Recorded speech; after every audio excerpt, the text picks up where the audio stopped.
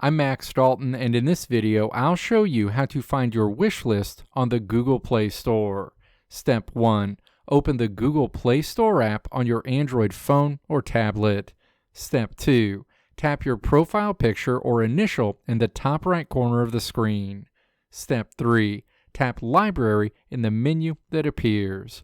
Step 4. Near the top of the library screen, you'll see a few tabs or options. Tap Wishlist.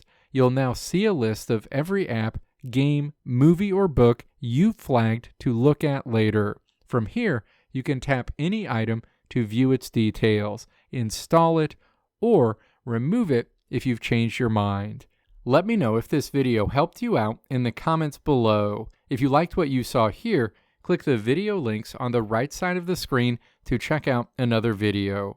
Or click the logo on the left side of the screen to check out my tutorial website at www.maxdalton.how.